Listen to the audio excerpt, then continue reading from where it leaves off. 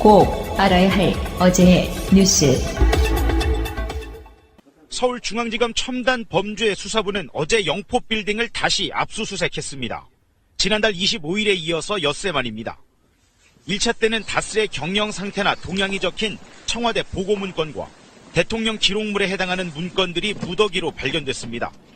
검찰은 조사 과정에서 이명박 전 대통령이 재임 시절 다스 관련 보고를 직접 받았다는 증거를 확보한 것으로 확인됐습니다. 검찰 관계자는 정확한 정보를 바탕으로 이 전 대통령 측의 급소를 찔렀다고 표현했습니다. 다스실 소유주가 누군지 입증할 결정적 증거인 스모킹건을 확보했다는 뜻으로 해석됩니다. 어제 압수수색은 이 전 대통령이 재임 기간 이전에도 다스에 개입한 정황이 있는지 확인하기 위한 차원에서 들어간 것으로 보입니다. 이 전 대통령의 핵심 측근인 김백준 전 기획관이 진술 태도를 바꾼 것이 지지부진했던 다스 수사에 변곡점 역할을 한 것 아니냐는 분석도 나오고 있습니다. 이 전 대통령 측은 검찰이 편법적인 압수수색으로 다스 수사와 관련 없는 문건들까지 가져갔다며 검찰 수사를 강하게 비난했습니다. 경기도 부천시의 공장 부지입니다. 약 3,000제곱미터로 공시지가는 40억 원 정도입니다. 땅 시세만 100억 원에 육박합니다.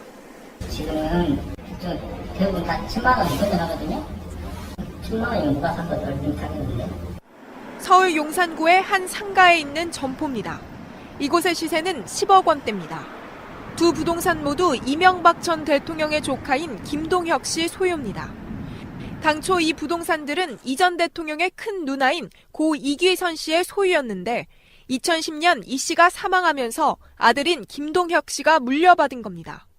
그런데 김 씨가 최근 검찰의 비공개 조사에서 모두 외삼촌인 이 전 대통령의 재산이라고 털어놓은 것으로 JTBC 취재 결과 파악됐습니다. 이 씨는 해당 부동산들을 1980년대부터 소유하고 있었는데 그때부터 이 전 대통령이 차명으로 보유했다는 겁니다.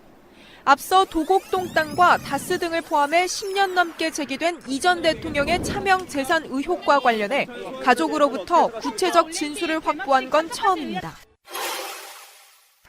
김영석 전 장관이 취임한 2015년 11월 청와대 내부 회의록 내용입니다. 이병기 비서실장의 세월호 특조위 관련 지시가 수두룩합니다. 특히 눈길을 끄는 건 참사 당일 대통령의 7시간 행적조사 관련입니다. 안종범 경제수석에게 특조위가 대통령 행적을 조사하는 걸 막기 위해 해수부를 적극 대응시키란 지시를 내린 건데 같은 지시가 5차례나 떨어졌습니다. 특조위 1차 청문회를 앞두곤 조윤선 당시 정무수석에게 기형적인 특조위를 폐지할 필요가 있다며 여당과 논의에 추진하란 지시도 내려옵니다. 우병우 민정수석에게 떨어진 지시는 세월호 참사를 알리려는 전교조 계획의 무력화였습니다. 이런 지시를 받은 수석들은 해수부 등 담당 부처들에게 구체적인 활동을 지시했을 가능성이 큽니다. 이에 따라 김 전 장관이 구속되면 이병기 전 실장 등 박근혜 정부 청와대 수뇌부에 대한 세월호 진상규명 방해 혐의 수사도 속도를 낼 전망입니다.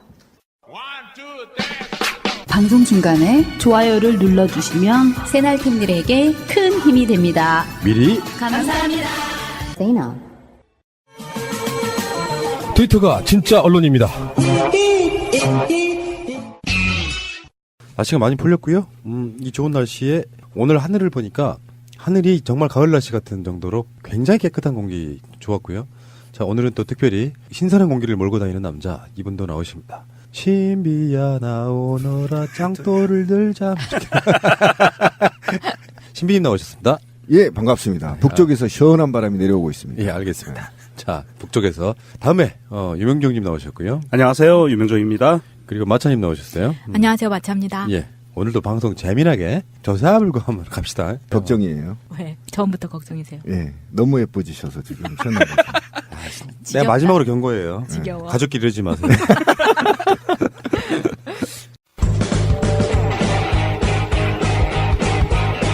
제도로서의 민주주의가 흔들리고 구타는 일은 이제 없습니다. 민주주의가 밥이고 밥이 민주주의가 되어야 합니다. 북한의 평창 오연훈 선수단 있잖아요. 오늘 남측 전세기 타고 왔습니다. 예, 맞습니다. 아시아나죠? 네, 마식령 훈련장에 갔던 우리 남한 선수들하고 북한 선수들이 같이 비행기를 타고 오는 네. 정말 훈훈한 모습이었어요. 그것도 역사상 최초라고 그러죠. 동해 쪽에서 날아서 양양공항인가요? 예. 예, 그곳에 온 건 처음이래요. 이렇게 간단하고 쉬운 걸 막 돌아가잖아요, 우리가. 대한민국이 만들어지고 나서 해방 이후에 동해 쪽에 항공로가 처음 열린 거예요. 굉장히 좀 역사적으로 좀 이슈가 크게 될 만한 사항들이고요. 사실 이게 우리는 동해하면 항상 미국의 태평양 함대와 북한의 신경전 이것만 떠올리고 또 뭐였죠? 그 죽음의 백조라고 그러는 그 전폭기 스텔스 전폭기가 매일 뜨고 괌에서 떠서 날아다니고 하던 위협 비행을 하던 곳이라고만 생각했었는데 여기에 이 평화의 상징 민간 항공기가 뜬 거예요. 굉장히 이거는 역사적인 사건이라고 볼 수 있습니다. 그리고 더불어 북한의 동쪽 이 원산 이쪽 지역은요. 미군을 견제하기 위한 군사시설들이 굉장히 많고요. 그리고 이번에 선수단이 같이 온 그 갈마 비행장도 북한의 군사 비행장을 같이 쓰는 곳이에요. 전투기가 같이 있는 곳이기 때문에 보안이 굉장히 엄격하고 공개되기를 꺼리는 곳인데 이번에 공개가 되고 민간 항공기가 왔다 갔다 하는 역사적인 일이 벌어진 겁니다. 그러니까 아시아나항공 OG 13585. 저희가 이제 예전에 제가 연기를 한번 갔다 왔잖아요. 그래서 연기를 갔는데 그쪽에 이제 북한 전용 식당이 있어요. 북한 우리가 생각하는 대로 하는 춤도 추고 노래도 부르고 밥도 먹고 하는 곳인데 그곳에 가서 같은 동포들끼리 껴안고 이제 눈물도 흘려보고 이랬었단 말이죠. 같이 훈련을 하고 넘어오면서 기장의 그 멘트가 저는 이 멘트를 보고 눈물이 날 정도로 감동적이었어요. 한번 읽어주시죠. 여러분, 지금 막 북한 영공을 통과했습니다. 누군가가 앞서 걸었던 피땀 어린 노력으로 이곳에 다시 올 수 있게 됐습니다. 굉장히 감격스럽습니다. 이 말만 들어도 감격스럽다. 저는 이 두 번째 단락 누군가가 앞서 걸었던 피땀 어린 노력. 그렇죠. 이 소리를 듣고 우리 청와대에 있는 문재인 대통령이 얼마나 눈물을 흘렸겠어요. 감격적이었고. 그런데 이전과 좀 다른 점이 있더라고요. 젊은 세대들은 역시 틀리다. 그리고 김정은 위원장도 사실은 젊은 세대 아닙니까? 우리가 볼 때는. 네. 네, 젊은 세대죠. 이제 40 안 됐나요? 젊은 세대에서 감각이 다르다. 이번에 이 북한 선수단들이 김정은과 김일성의 휘장의 배지를 달지 않았다는 거잖아요. 네, 우리 측도 태극기 안 달았고요. 그렇죠. 예. 달지 않았다는 거에서 굉장히 신세대적 감각이 있는 것이고 그 다음에 이 비행기 안에서 서로 웃고 밝은 모습들을 한번 보십시오. 사진도 찍고 인증샷도 찍고 그러면서 그 분단의 역사를 넘어온 겁니다. 예. 일단 남한 대표단이 북한으로 갔을 때 그 기장의 멘트고요. 그렇지. 그거는 근데 이게 재밌는 게 난 상상도 못했던 대북 제재 조건이 있더만요. 네. 그 미국이 발표한 대북 제재 가운데 북한을 방문했던 항공기는 180일간 미국 내 공항에 착륙할 수 없다 이런 조항이 있대요. 그 정도로 국제적인 제재가 엄중하네요. 뭐 경제 제재 이런 것들이 그냥 말로만 제재하는 거다 생각했는데 그런 부분이 있군요. 이런 부분 때문에 미국의 사실은 이게 이제 미국이 북한을 제재하기 위해서 전 세계 국가들을 상대로 북한의 비행기 띄우지 마라는 선언을 했던 거고요. 그 선언 때문에 아시아나는 민간 항공사고 이익을 위해서 움직이는 기업이기 때문에 이 비행기가 미국에 들어가서 착륙하지 못하는 사태가 나면 굉장히 큰 기업적 손실이 오거든요. 안 가면 되죠 뭐. 꼭 미국만 가야 되나? 근데 이 항공기의 하나인 거잖아요. 그렇죠. 그렇죠. 이 항공기 하나인데 국내선 민유일 거고. 그럼에도 불구하고 대한민국 정부에서는 이렇게 정부 차원에서 일을 진행하는 거에 있어서 민간 기업이 손해를 보면 안 된다는 개념으로 이걸 막바지까지 미국과 협상을 한 거예요.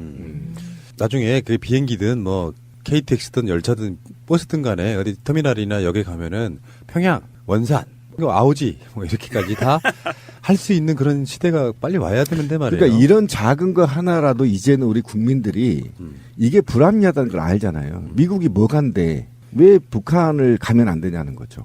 이런 거에 대해서 우리가 좀 고민을 해야 되고 이번 참에 어쨌든 우리 국민들이 미국에 대한 너무 승리라는 개념과 이런 것들을 좀 깨우치는 계기가 돼야 된다. 예. 미국이 과연 우리의 우방인가 진정한 우방인가라는 고민해야 되는 시기가 왔다 이제. 예, 알겠습니다. 잠시 후에 더 깊은 이야기 나누겠습니다.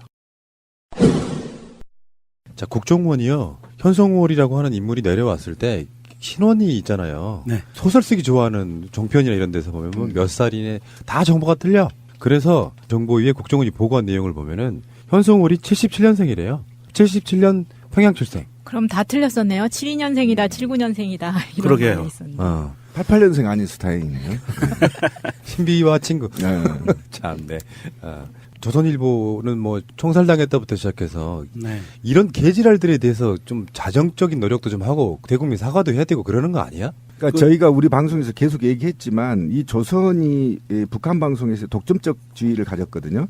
그게 이제 결과적으로 이 정보가 국정원으로부터 이제 나왔다는 게 이제 알려진 사실 아닙니까? 그러면 이 국정원이 왜 조선에만 특혜의 보도자를 줬는지부터 얘기가 돼야 그렇죠. 되고 이 부분도 좀 나가야 되고 맞아요. 그러면 국정원이 정상적인 정보를 조선에 줬느냐 과거에 총살당했다가 몇 달 있다 나왔잖아요. 몇 년 있다가. 예, 이런 문제들에 대해서 굴절된 정보를 한국 언론사에 제공한 것도 사실은 저는 적폐라고 보고 이것도 좀 조사를 할 때가 있을 거다. 예, 저는 그렇게 보거든요. 자꾸 북한과 남한을 대치하는 형태로 만들려고 하는 의도를 보이고 있는 방송사. 그렇죠. 거기에 독점적으로 정보를 주면서 그 분위기를 끌어갔던 국정원. 지금 그렇게 못하니까 얼마나 속이 타겠어 지금. 그러니까 그것이 결국은 남북한의 혐오를 조장하고. 맞아요. 그렇죠. 감정을 유발시키는 과정. 그리고 흥미거리로 이게 굉장히 엄중한데 굴절된 정보로 남한의 흥미거리를 만들고 가십거리를 만들어서 북한을 어떤 굉장히 나쁜 집단, 적대시하는 집단으로 규정하고 대상화한다는 것에 대해서 조중동은 반드시 반성해야 되고 이 자료를 잘못 제공한 국정원도 반드시 그 대가를 받아야 된다. 저는 그렇게 생각합니다.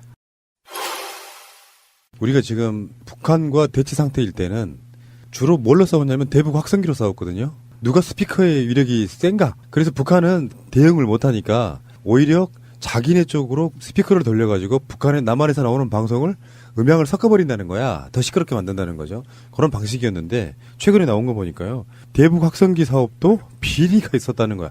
정말 어처구니가 없습니다. 진짜. 굉장히 충격이었어요. 한번 돌이켜볼까요? 박근혜 시절에 대북 확성기 설치한다고 막 TV 나오고 이거 막 군인들이 올라가서 막 XY 9개 대비 8개 막 올리고 그랬었잖아요. 그것마저도 돈을 빼먹었다는 거 아닙니까? 그렇죠. 거기서 돈을 대북 확성기가 박근혜 시절에 처음 등장한 게 이동형 대북 확성기가 있었어요. 차량에 설치했던. 그런 거에서도 이 돈을 빼먹고 이게 지금 혐의가 드러난 모 상사라는 사람이 그거를 착복을 했다고 하는데 대한민국 군대에서 상사 1개인이 그거를 착복하는 게 가능합니까? 상납했겠죠. 상납도 했을 거고 더 윗선에 어떤 그런 개입이 분명히 있지 않았을까 싶어요. 네, 174억 원짜리 사업인데 고가 계약 등 해가지고 특정 업체로 인해서 34억이 손실됐는데요. 재밌는 거는 이 사람이 나중에 또 납품 업체 있잖아요. 이곳에 주식을 또 사는 하다가 별짓들을 다 한다 진짜. 그러니까 결국은 북한과 남한의 긴장 관계를 조성해서 여기에서 특정 업체에 몰아주고 그 특정 업체를 통해서 또 로비가 이루어지고 결국은 북한을 어떻게 북한에 대한 대응에 중요한 게 아니라 결국은 이 사업 자체가 제가 볼 때는 이 확성기 업체 중심으로 이루어졌을 가능성이 굉장히 높다. 그래서 이것도 비리 중에 하나이기 때문에 반드시 밝히고 이선까지 누가 지시를 했고 그때 어쨌든 방송을 통해서 대북 확성기의 사업의 필요성을 누가 주장했는지 국회의원들부터 이렇게 전반적으로 조사하면 이 티가 나온다 분명히. 그리고 이 부분은 사실은 이게 이제 간단히 하나의 가십 같은 일부 몰지각한 군인의 그 비리로 갈 수도 있겠지만 이명박 박근혜 정부 시절에 벌어졌던 이 방산 비리에 대한 하나의 그 조각에 불과해요. 그리고 이 조각에 불과한 것인데 사실은 이게 도화선이 될 수도 있는 위력을 갖고 있어요. 방산 비리가 아마 줄줄이 조금씩 나올 거라고 봅니다. 174억에 산 게 고정형 24대, 기동형 16대거든요. 그래서 토탈 40대를 구매를 하는데 이 중에서 기동형 16대가 성능이 부실한 거예요. 그래서 원래 처음에 살 때는 소리가 10km까지 퍼져나간다고 했는데 육군에서 자체 검사를 하니까 이게 5km밖에 전달이 안 되는 거예요. 그런데 앞에 산이 있고 바람이 불면 1, 2km밖에 소리가 전달이 안 된다는 거예요. 무용지물이라는 거죠. 완전 필요가 없는 거죠. 아니 이게 5km밖에 안 가면 이게 군사분계선을 중심으로 해서 그 남방한계선과 북방한계선 간의 거리가 4km거든요. 2km씩이니까 그러면 겨우 그거 넘어갈까 말까 한 거 날씨가 좋을 때. 아니죠. 남방 한계선도 못 넘어가고 있는 거죠. 날씨가 안 좋을 땐 1km밖에 안 가는. 그러니까 날씨가 좋으면 겨우 그거 넘어갈까 말까. 그러니까 DMZ 동물들 자장가 정도? 그렇죠. 뭐 하자는 건지 지금 너무 그러니까 괜히 그것도 좋은 것도 아니야. 깨우기만 해 동물들을. 그러니까요. 재우지도 못하고. 아니 그러니까 대북 확산기 사업은 그나마 사람들에게 관심을 많이 받았던 사업이잖아요. 뉴스에 계속 나왔죠. 그렇죠. 그럼에도 이런 비리가 생기면 관심을 받지 못하는 그런 사업들은 어마어마했겠다는 생각도 자, 들 수 그런데 있습니다. 문제는 이게 이제 감사원 지적이 나온 거잖아요. 그런데 만약에 자유한국당이 계속 집권했더라면 이건 감사도 못했던 거 아닙니까? 그렇잖아요. 감사도 못하고 계속 진행형이 되겠죠. 그렇죠. 지금도요. 계속 네. 진행형이고 확대됐겠죠. 그런데 결국은 대북 확성기에 대한 효과는 없고 돈만 계속 국고만 날리고 헬스만 날리는 거 아닙니까? 이 세력의 공범들인 자들이 평양 올림픽이라고 또 그래서 지지율 끌어내리려고 그 지랄들을 한 게 아니에요. 그 세력이죠. 자기들 돈 안 되니까. 그리고 이들은 지금 처벌을 받지 않았기 때문에 곳곳에 각 부처에 관료주의적 성격으로 포진되고 있어요. 그래서 지금의 문재인 정부의 정책을 굴절시키거나 또는 문재인 정부의 정책을 훼손하거나 이래서 국민과 진보 정치, 진보 민주 정치를 더 확산하지 못하게끔 블록을 형성하는 집단들로 구성되어 있거든요. 하루 빨리 이것들을 솎아내지 않으면 제가 볼 땐 적어도 계속 문재인 정부의 발목을 잡을 놈들입니다. 그래서 이놈들은 솎아서 바로 짱돌로 조사버려야만 지금 우리가 정말 국민이 원하는 나라를 만들 수 있고 동북아 평화를 가져올 수 있다라는 거거든요. 세상에 빼먹을 거 없어서 이 확성기에서 빼먹습니까? 어떻게 보면 빼먹는 게 더 좋아졌지만, 그죠? 그렇죠. 네.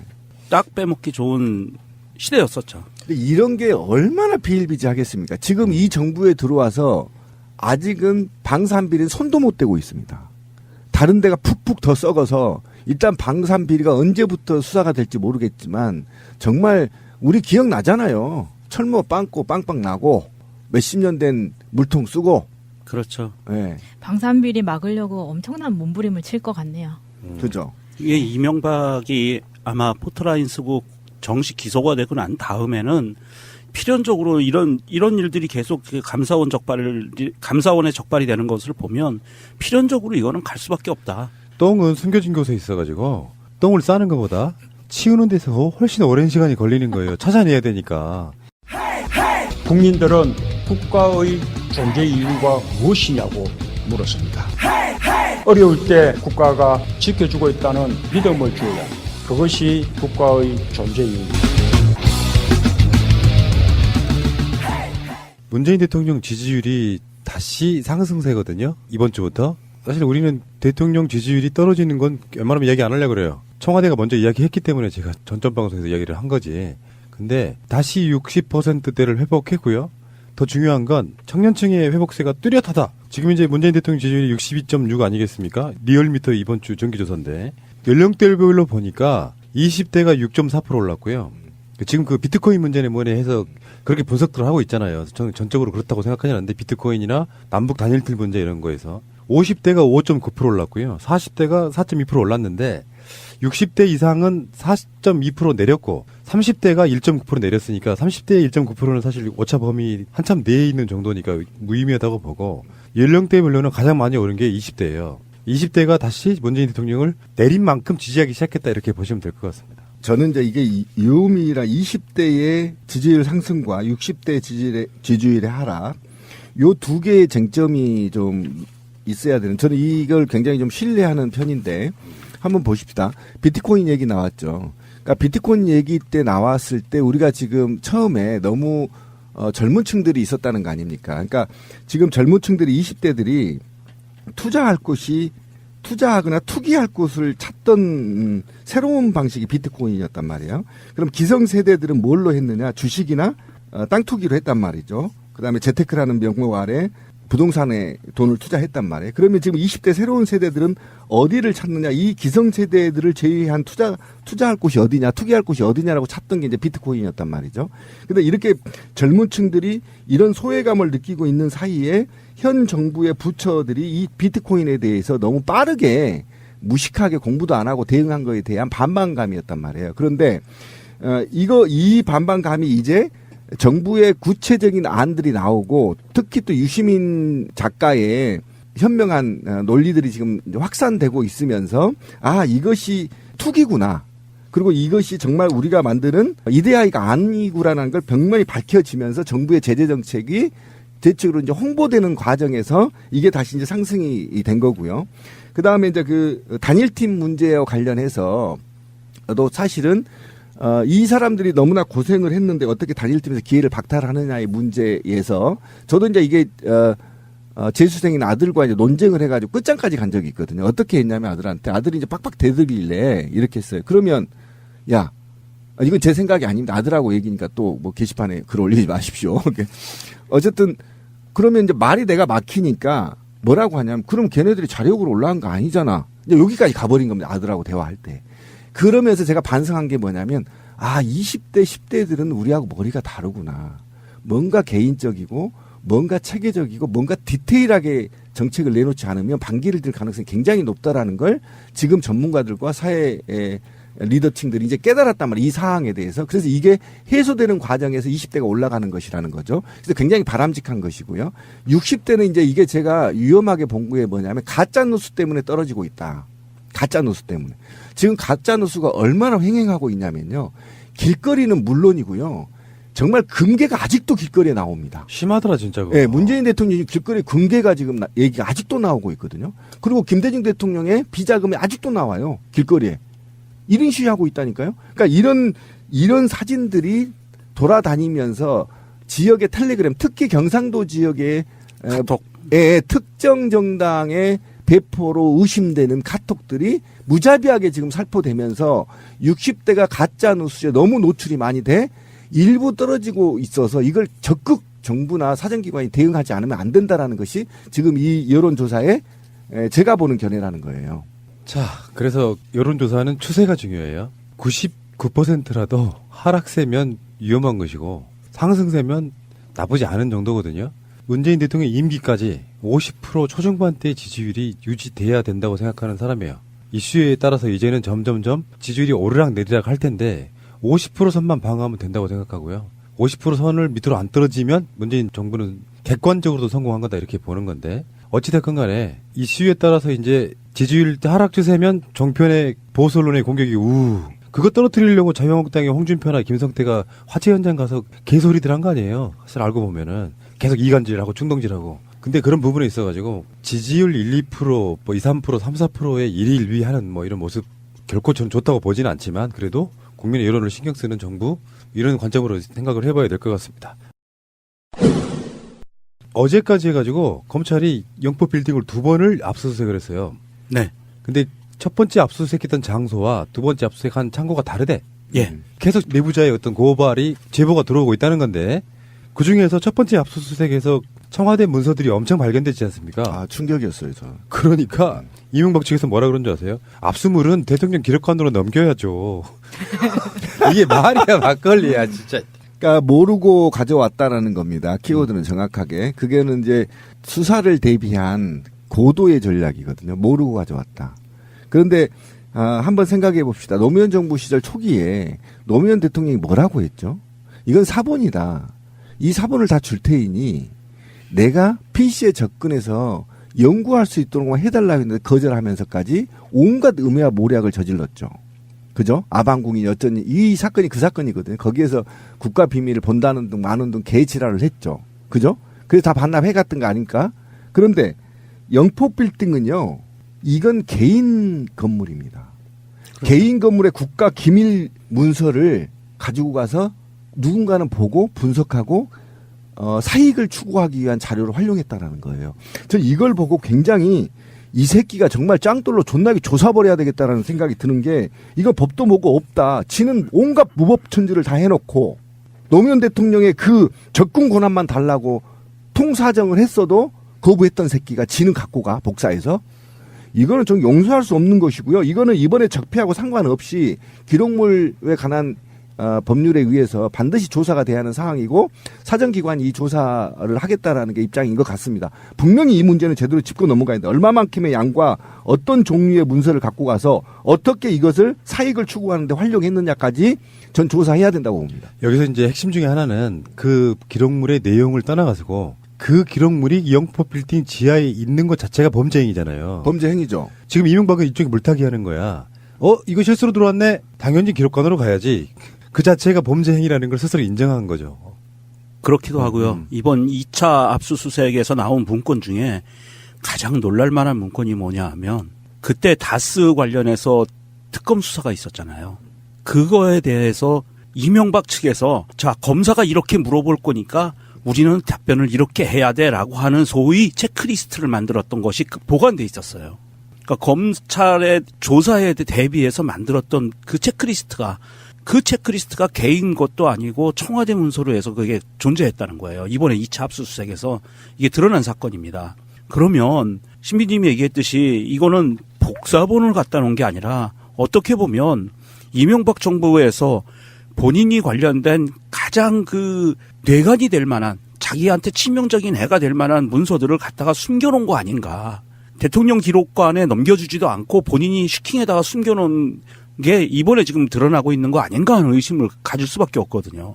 그러니까 더 충격적인 것은요. 제가 우리 방송에서 예전에 이 조직을 캤었는데 영포라인이라는 게 문제입니다. 영포빌딩이요. 영포라인에 영일과 포항의 출신들 이명박이죠. 이 영포라인들이 국정원을 장악했고요. 국무총리실 일에 민간인 사찰과 관련해 지금 문제가 많이 불거지고 있지 않습니까? 이것들도 영포라인이고요. 그리고 이 영포라인에서 주로 비밀리에 작전을 폈던 게 연어라고 해서 전직 대통령들 뒷조사한 게 이 영포라인에서 했단 말이에요. 근데 이 영포라인이라는 이름을 딴 그 건물의 지하에 이 비밀 문건들, 비밀 문건들이 발견됐단 말이에요. 이거는 이 하나의 건만으로도요, 그냥 넘어갈 문제가 아닙니다. 이거는 국가의 중차대한 비밀, 남북한 문제도 있을 거고요. 그 다음에 여기에 이제 무기 구입과 관련된 중요한 문건들도 있을 테고, 그 다음에 국가에는요, 중장기 계획이라는 게 있어요. 일반인들 잘 모르시겠지만, 10년, 20년, 5년 이런 단계로 해서 국토 개발에 관한 계획을 수립하게 된단 말이에요. 이런 자료를 갖고 가서 땅 투기에 사용하게 되면 사익을 추구하게 된단 말이에요. 그래서 저는 이게 정말 의미가 있다는 게 뭐냐면, 왜 하필이면 영포 빌딩에서 나타났냐는 겁니다. 이게. 그러면 영포 라인 애들이 숨어서 무슨 짓을 했냐는 겁니다. 여기서 작전 모의를 무엇을 했냐는 겁니다. 이거 반드시 밝혀야 될 문제고요. 그리고 이거 그냥 넘어갈 문제입니다. MB가 죄가 많다고 해서 이 문제를 소홀히 한다면 저는 국가의 기강이 무너진다고 생각합니다. 반드시 종이 한 장도 주지 않았던 MB가 노무현 대통령한테 그 로긴 접촉 아이디 하나 주지 않았던 MB가 자신은 서류를 갖고 나가요? 그리고 자기 사저에 있었으면 제가 이해라 조금이라도 하겠습니다. 그런데 사유 재산인 영포 빌딩에 이거를 보관했다고요? 그럼 누가 받겠냐는 겁니다. 누가? 국토 장기 계획을 가져갔더라면 큰 문제입니다. 투기에 누가 못하겠습니까? 돈 있겠다, 정보 있겠다, 미리 땅 사놓으면 10년 전에 사놓으면 20년 후에 30배, 40배 뛰는데, 그러면 자식들한테 인계해 줄 때, 제주도처럼 10만원짜리 땅 사서 300만원 된 거 아닙니까? 3년 사이에. 그럼 자동으로 이게 불법 상소가 아닙니까? 이런데 악용했기 때문에 이게 어떻게 역학적으로 악용되고 활용됐는지까지 전 조사해야 된다. 용서할 수 없다, 이거는. 불쾌하다. 문재인 대통령이 그 가회동 집 팔았잖아요. 네.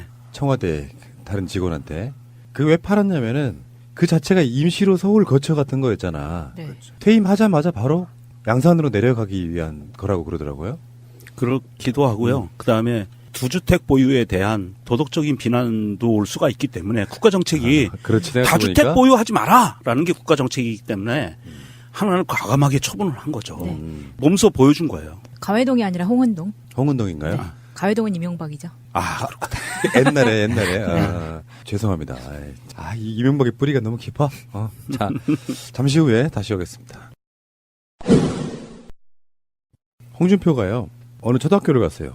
정확히 말하면 신용산 초등학교를 갔어요.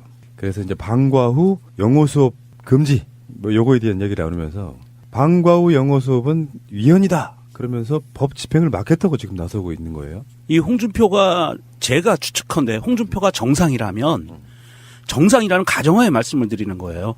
저도 이 사람에 대해서 잘 모르니까. 그런데 정상이라면 이것이 학생들이 갖고 있는, 국민들이 갖고 있는 헌법에서 부여된 학습권을 침해하는 것이다 라고 아마 논리를 필 것 같아요. 자유한국당이 홍준표가 그랬어요. 흑수저당을 만들겠다고. 지랄. 최근에도 그랬다고. 국민들 안 속겠지만. 근데 헌법을 무엇을 바라보느냐에 따라서 내 의지로 뭔가를 하는 데 있어서 못하게 막는 거 이런 개념일 거라고 보는데 실제로 정치권이 해야 될 일은 아이들이 가져야 될 여러 가지 인간으로서의 자기 권리가 있어요. 지금 이게 홍준표가 전혀 맥락을 잘못 잡은 게 이 사람은 항상 이 헛발질의 제왕이잖아요. 헛발질의 제왕답게 이번에도 헛발질을 한 건데 초등학교 1, 2학년생 저학년 학생들이요. 공부를 많이 시켜서 되는 게 아닙니다. 이 아이들이 초등학교 저학년일 때 활발하게 뛰어놀고 그리고 아주 훌륭한 인격을 갖추기 위해서 기본 바탕을 갖춰주는 때지 초등학교 1, 2학년 애들 들들들들 볶아서 하루에 10시간, 10몇 시간씩 공부시켜봐야 득될 거 하나도 없어요. 그렇게 공부를 시키면 나오는 결과가 우병우예요. 팩트는 이렇습니다. 초등학교 1, 2학년 방과 후 영어 수업은 2014년 3월 선행학습 금지법이 시행되면서 금지될 예정이었지만 학부모들의 반발로 올해 2월까지만 한시적으로 허용된 거였는데 선행학습 금지법이 시행된 것도 사실은 박근혜 네, 때거든요. 그러니까, 네. 방과 후에 애들 남아해가지고 영어 수업을 한다면 근데 올해 2월 말까지니까 이제 얼마 안 남았잖아요. 한 달도 안 남았어. 계속해서 하게끔 만들어 달라고 홍준표가 가니까 이제 이쪽에 민원이 들어온 거죠. 거기에 이제 홍준표는 이거 위헌이야 이거 막 정말 천박하죠. 깊이가 하나도 없어 이 사람은. 근데 이게 좀 짚고 이번 참에 좀 짚고 넘어가 보죠. 그러니까 짚어보자고 한번. 예, 짚어보는데 제가 이게 피해자 아닙니까? 우리 아이가 재수하게 된 동기가 이것 때문이었어요. 너무 유치원 때부터 영어 교육을 시켰거든요. 그래서 얘가 한글을 잘 몰라요. 그거 진짜 문제예요. 문제가 굉장히 심각한데요. 얘가 이런 말 해도 될지 모르겠지만 수학이 1등급이고 영어가 1등급이에요. 그런 말은 하지 마세요. 아, 그래 삭제해 주세요. 자랑질이야. 아니 자랑질이 아니죠. 그런데 여자애 약해. 그런데 영어가 바로 영어가 아니 국어가 5등급이에요. 그거 되게 특이한데? 예, 굉장히 이렇게 얘기합니다, 지금. 굉장히 특이하다는 건데, 그래서 과거를 돌이켜봤더니, 이게 영어를 너무, 제가 이렇게 하면 또 회피한다고 하겠지만, 아내가 시켜버린 겁니다. 그리고 이제 일찍. 외국으로 나갔다 온 건, 초등학교 나갔다 온 거 아닙니까? 한국어를 배워야 할 때, 영어를 배워버리고, 그 다음에 영어를 먼저 배우고 한글을 배운 거예요. 세상의 모든 사람들은요, 자기 모국어를 기반으로 해서 제 다른 외국어를 받아들이는 거라, 국어가 전혀 기반이 안 돼 있으면 영어도 국어도 못하게 돼. 사실 맞아요. 예, 맞죠. 차라리 외국도 만들든가. 그런데 제가 이 얘기를 하고 싶은 게 아닙니다. 바로 언어가 그 사회에 미치는 영향을 좀 얘기해보고 싶다는 거예요. 그러면 어릴 때부터 우리는 영어가 마치 모국어처럼 배우고 있어요. 제2의 모국어처럼. 그런데 그러면서 영어를 배우면 미국의 문화를 배워야 되는 것이고요. 사실 영어를 제대로 하려면 내가 마치 미국인처럼 행동을 해야 언어는 체화되는 겁니다. 그리고 여기에 계급이 생겨요. 그죠? 원어처럼 하면, 원어민처럼 하면, 저 새끼 되는 거죠. 저처럼 콩글리시로 하면, 저거 좀 핫발이네. 이렇게 계급이 언어의 계급이 생기는 겁니다. 그럼 이 언어의 계급이 생기면서 저처럼 핫발이 있는 계급은 상위 계급의 언어 계급에 올라가기 위해 이 사람을 선망한다는 거예요. 그럼 이 선망은 꼭 미국의 종미로 이어져요. 이렇게 얘기하면 저한테 반발하는 사람이 있었어요. 언어는 미국 게 아니다. 엿먹어라. 제가 이렇게 얘기하고 싶습니다. 예, 엿먹어라. 어차피 영어는 미국에서 제국주의의 영향으로 전국 공통으로 만든 겁니다. 그러면 언어가 가지는 숙미, 종미성에 대해서는 지금 부작용이 나타납니다. 한번 보십시다. 한국의 사람들이 미국의 CIA 보고서가 그렇다는 거죠. 한국의 사람들은 미국에 대해서 반미 감정이 없다라는 겁니다. 거의 90%가. 소수가 반미만 외친다는 거예요.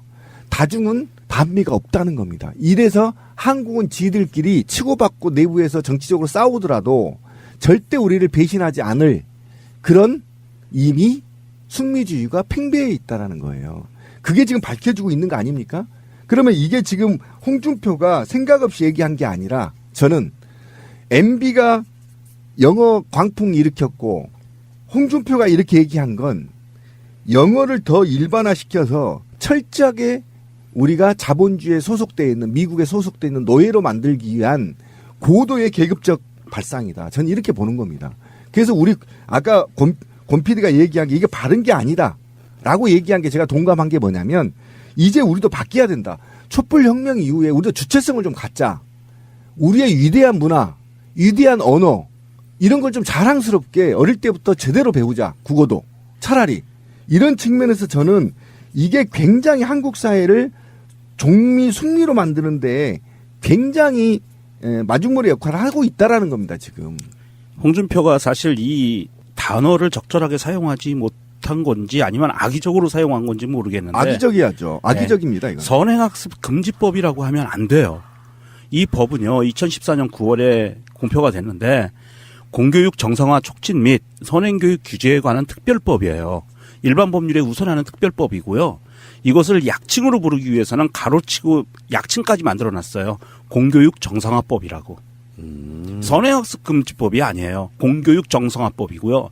뉘앙스가 완전히 다릅니다. 여기서 공교육 정상화를 어떻게 할 것이냐는 이게 이제 이 법률 안에 목적이 나오는데 이 법은 초중등 교육법에 따라 공교육을 담당하는 초중 고등학교의 교육과정이 정상적으로 운영되도록 하기 위하여 교육 관련 기관의 선행교육 및 선행학습을 유발하는 행위를 규제함으로써 교육기본법에서 정한 교육 목적을 달성하고 학생의 건강한 심신 발달을 도모하는 것을 목적으로 한다. 이 목적을 보면은요, 공부 잘하는 애를 키우기 위한 법이 아니에요. 이거는 사람답게 사람을 키우기 위한 법이지, 이 선행학습으로 인해서 그동안 얼마나 많은 아이들, 학생들, 교육을 받을 수 있는 권리를 갖고 있는 아이들이 피해를 많이 봤어요. 힘들게 매일 밤 11시, 12시까지 공부하고 엄마 아빠는 직장에서 8시간 근무, 주 5일 근무 투쟁하는데 아이들은 일주일 내내 10몇 시간씩 공부를 시켰단 말입니다. 그러니까 영어 유치원 10곳 생기면 소아정신과 하나 생긴다 그러잖아요. 그렇죠. 그렇게 아이들이 피해를 받고 엄마 아빠들은 그 아이들 학원비를 대기 위해서 아르바이트를 해야 되는 그런 상황들이 몰려왔었어요. 대한민국이 너무 비정상적으로 왔기 때문에 이러한 법률이 만들어질 수 있는 사회적 배경이 된 건데, 이 당시에 여당이 있고 야당이 있었을 거 아니에요. 여당이 새누리당이었죠. 그리고 야당이 새정치민주연합이었죠. 이랬었는데 지금 홍준표는 2014년에 여당과 야당이 손잡고 만들었다고 해서 그 당시에 여당과 야당을 다 욕을 하고 있어요. 자기는 그때 국회의원이 아니었거든. 경남도지사였거든. 그러니까 그 책임을 다 국회의원들한테 돌리고 이거는 만들어져서는 안 되는 법이었다라고 욕을 하고 있는 거예요. 홍준표의 문제가 뭐냐면은 이거예요. 내가 그 질문을 반대로 던져보고 싶은 거지. 홍준표 표현대로 선행학습 금지법이라고 치도 같이 뭐 이렇게 치더라도 반대로 이거를 하게끔 만드는 법이었든 못하게 하는 법이었든 까는 건 똑같았을 거예요. 자기 가치관이 없기 때문에 그런 거야. 홍준표는 이런 스타일 때문에 결국 망할 거라고 봐요. 언젠간 이러다 보면 스텝이 꼬이는 거거든. 자기 가치관을 봤을 때 도지사도 해본 사람의 입장이라면 서민들의 교육에 대한 부분은 이렇게 단편적으로 접근하면 안 되는 거거든요. 그렇죠. 이게 주체의식이 없어요. 이 홍준표는 본인의 어떤 정치적 사상도 없고 얕아서 그래요. 예, 그리고 주체의식도 없고 쓰레기. 저기 북한에 가서 주체 사상을 좀 공부하고 와야 될 것 같아요. 인간 쓰레기예요. 제가 볼 땐 그래요. 그 돈과 권력에 아부하고 막말과 거짓말로 삶을 이어가는, 제가 볼 땐 적어도 홍준표는 굉장히 실패한 새끼입니다. 예, 이 사람은 이미 실패한 거지, 사실은. 정치를 하면 안 되고요. 쓰레기인데 이걸 좀 쭉 가보면 우리 방송을 듣는 애청자분들도 초등학생이 있으면 아마 선행학습을 시킬 거예요. 제가 피해자라고 분명히 제가 반성을 하고 있잖아요. 1년 먼저 배우거든요, 선행학습. 근데 그게 도움이 안 돼요. 절대 안 됩니다. 제가 지금 돌이켜보니까 정말 충고를 선배들한테 들었던 충고는 지금 깨달은 게 뭐냐면 자율학습이었습니다. 학원이 아니라 네가 진짜 하나의 예를 들어볼게요. 제 친구들이 여러 명이 있어요. 사실 내 나이 또래 애들이. 그런데 정말 중학교까지요. 맨날 파출소 다녔어요, 얘가. 근데 고등학교 1학년 때 어느 날 갑자기 엄마 나 공부해야 되겠어요. 시작했어요. 어디 갈게요, 지금? 예. 여러분이 놀리는 대학 들어갔어요. S대. 예. 그 다음에 또 하나 예를 들어볼게요. 고등학교 2학년 때까지요, 진짜로. 아예 방정식 하나 제대로 못 풀었다는 거예요. 실제로. 굉장히 가까이 있는 사람이에요. 굉장히 혼자 있기 좋아하고 뭔가 불만스러운 아이였다는 거예요. 그런데 3학년 때 들어가서 엄마 나 공부할래 그랬다는 거예요. 그래서 해라. 그럼 어떻게 학원 안 가고 집에서 할래요. 삼수에서 K대에 들어갔습니다.